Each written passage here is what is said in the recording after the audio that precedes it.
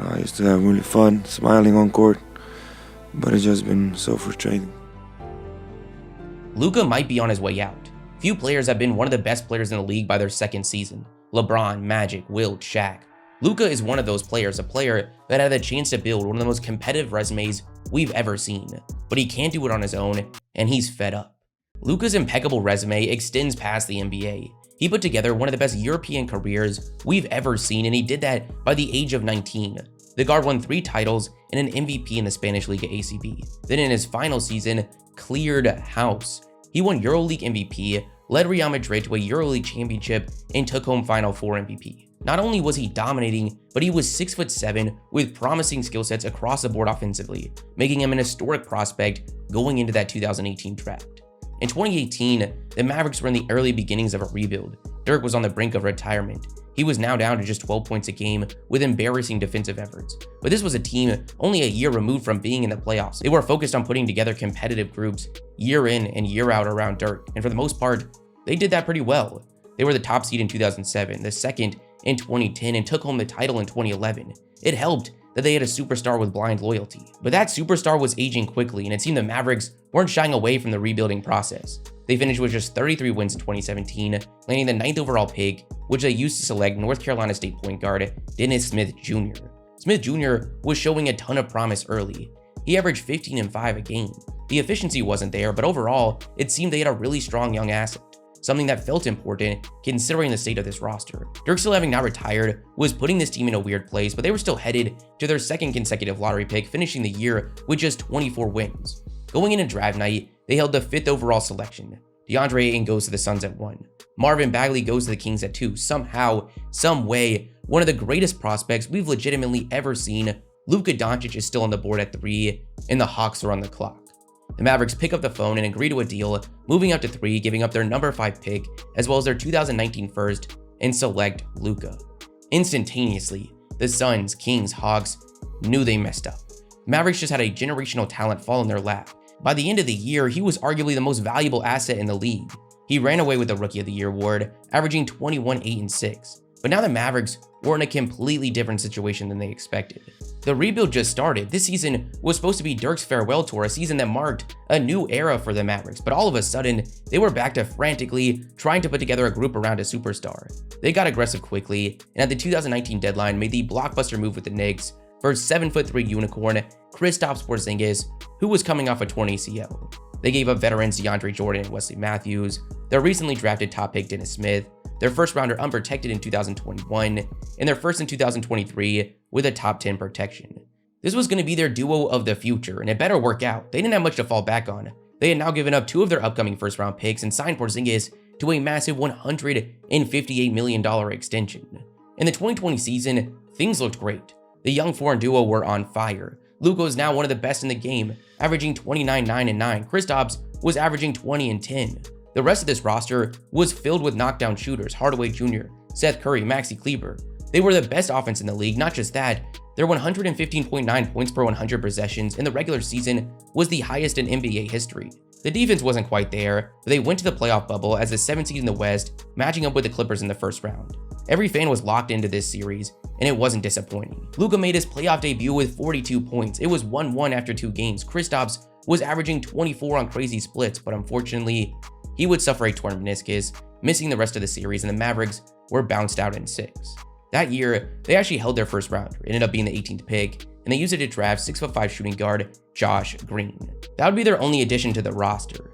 The 2021 season again featured so much promise. Luka was still dominating, averaging 28, 9, and 8. Kristaps came back from injury just 9 games into the season and looked relatively the same. But the big thing was seeing jumps from guys like Dorian Finney-Smith, who they relied on defensively, and Jalen Brunson, who was just a second-round pick in 2018, was now one of the best 6-man in the league, averaging an insanely efficient 13 a game. Now, just 3 games separated the 5th and 8th seed, but the Mavericks were able to finish the regular season with 42 wins, landing the 5 spot. Again, they matched up with the Clippers in the first round. They went up 2-0, but once again fell, this time in 7 games. Luka did everything he could. The 21-year-old averaged 36, 10, and 8, shooting 49% from the field and 41% from 3. Insane. While it was a close series, it was followed up with some serious concern for the Mavericks' future, the main thing being Kristaps Porzingis. the supposed future co-star to Luka Doncic, finished the series averaging 13-5. That following offseason, we would see the Mavericks make some massive changes, but this time, not with their roster. They parted ways with general manager Donnie Nelson, who had been with the team since 2005. They brought in first-time general manager Nico Harrison. They then parted ways with head coach Rick Carlisle, who had been there since 2007, deciding to go in favor of Jason Kidd. To start the year, we didn't really see much of a different team. The only thing that was significant was that Jalen Brunson had taken another jump, so at the deadline, they decided to make another massive move.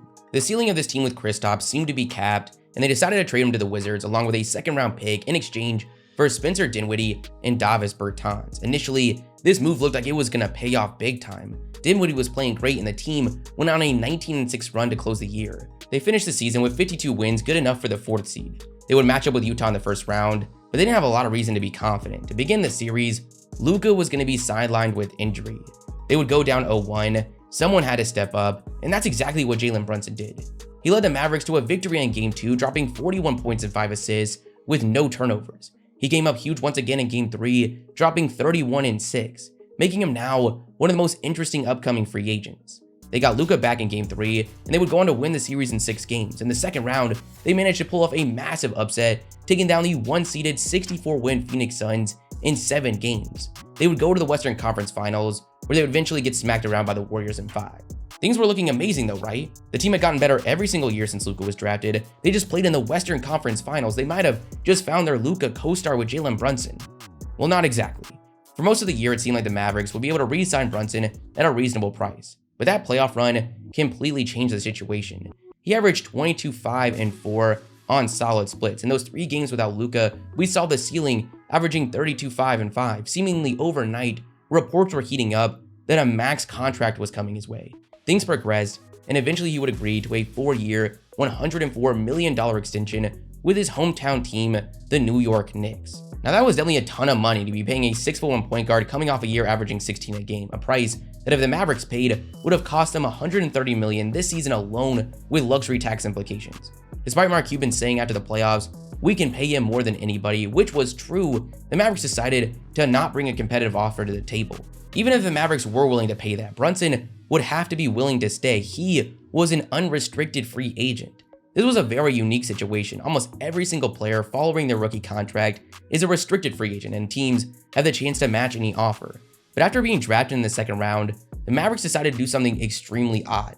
They gave Brunson a full 4-year deal. The typical rookie contract has a 4th-year team option. This tiny change made him unrestricted when it came to a conclusion. Now, why did they do this? They reportedly wanted to ensure cap space for the 2021 free agency class, a class that was still 3 years away, but it was expected to be one of the craziest we've ever seen, with names at the top like Giannis Antetokounmpo. But instead, guys like Giannis signed extensions well before free agency, Kawhi re-signed with the Clippers, Chris Paul signed back with the Suns. The most sought-after free agent that was actually attainable was Kyle Lowry. Now, what really has to hurt to hear from Mavericks fans is there was no shortage of opportunities to extend him. In fact, according to ESPN, they could have signed him to a 4-year, $56 million extension in January. Jalen's father said, "I told the Mavericks once the season started, there was no contract talks, but in January, I thought he did enough to deserve the extension. I said, take the money, he wants security, he wants to live here, and they declined to offer." In what was some extremely questionable logic, the Mavericks decided that Brunson, on the last year of an expiring, was more valuable to them as a trade piece going into the deadline. It was only after Brunson made it past the deadline, still on the roster, where the Mavericks tried to talk a new contract. There's no getting around the fact this situation was completely misplayed and will be used for years as an example of what not to do. So now the Mavericks were in one hell of a tough spot. They had little to no draft capital, little to no youth outside of Luka, and now lacked a number 2 guy. Now, a couple weeks prior, they did make a move that seemed really solid. They traded the rights to their first-round selection Wendell Moore, along with irrelevant contracts for Christian Wood on an expiring. He was coming off a season averaging 18 and 10, shooting with ridiculous efficiency, and at the time was widely considered an above-average defender. The season kicks off, and well, things went pretty much as expected. Luka was incredible, Christian Wood was solid, but this team definitely didn't look like they were making it back to the Western Conference Finals. They were sitting with a record of 28 and 26 when news broke. Kyrie Irving, with months left on his contract, was requesting a trade from the Brooklyn Nets. The Mavericks ended up reaching a deal, sending Spencer Dinwiddie and Dorian Finney-Smith, both starters at the time with multiple years left on their contract, along with their first rounder in 2029 and 2 seconds for the 8-time All-Star point guard. a move ripped straight from a 2K My League. The idea of two of the greatest shot creators we've ever seen playing on the same team sounds scary, but things just aren't usually that simple in this league, and the Mavericks are learning that the hard way.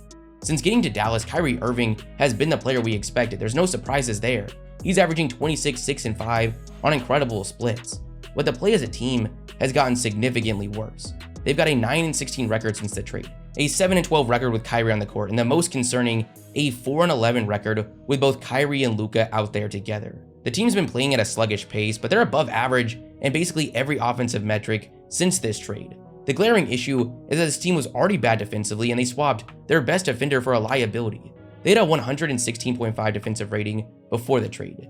That would be the 25th worst in the league. With Kyrie Irving this season, that defensive rating is down to 120.1. For context, the worst defensive rating for any team this season so far is the Spurs at 119.6. A team of Luka and Kyrie in the backcourt, Hardaway Jr. at the 3, Reggie Bullock at the 4, and Dwight Powell at the 5 is one of the most laughable defensive units we've ever seen.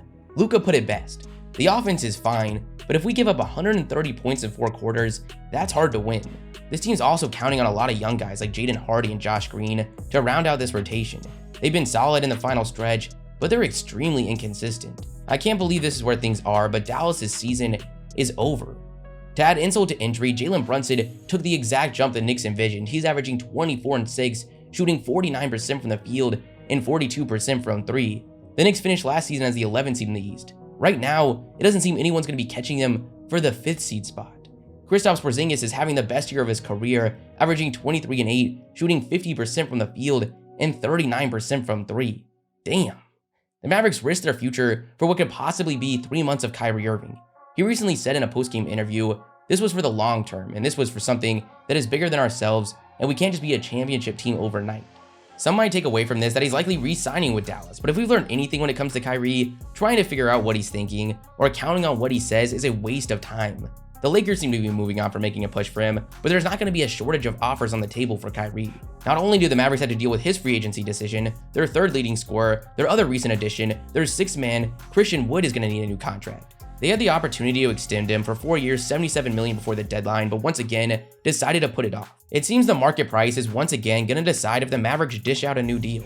If the Mavericks are able to sign him to a contract similar to the last, 4 years, $41 million, he probably stays. If a team comes in and offers 15 to 20, which is not out of the realm of possibilities, he's gone. There's a world it's not hard to see a path to where the Mavericks lose both of these players. Not only lose these players, but have limited options to retool with contracts like Davis Bertans, Hardaway Jr., and Reggie Bullock clogging up the books. Even if they do bring these guys back, what if we seem to be confident it's going to get much better? This team really needs to be completely redone around this backcourt, which won't be an easy feat. Their only moderately promising player assets outside of Luka are Hardy and Green. If their pick this season is outside the top 10, it's going to New York. If it's in the top 10, New York gets their pick in 2024. They'll have the rest of their first rounders up until 2029, which is going to be going to Brooklyn. Moral of the story, this could get ugly. So ugly, we see the Luka trade request.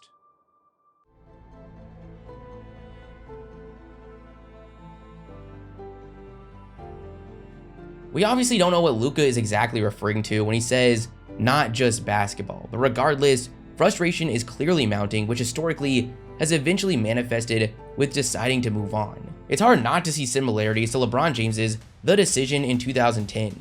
He was 7 years into his career, considered one if not the best player in the league, had carried extremely lacking Cavs rosters as far as the NBA Finals, but a championship is still eluded. If he was going to go down as one of the best to ever do it, that had to change. So he decided to leave for Miami in free agency. Luka won't be hitting that till 2027, but I think we could see an oddly similar scenario, this time through a trade request. Now, some out there think we could see the exact opposite. One of the most well-respected, longtime basketball writers, Bill Simmons, recently made, in his own words, a half-baked prediction on his podcast that Draymond Green is going to decline his player option with the Warriors to join Kyrie and Luka. A bold prediction that got a little crazier when he would go on to say, then LeBron tries to figure out a way to get there eventually. I don't know, I'm just feeling a Dallas scent. There's something Dallas stuff that feels scenty to me, whatever that means.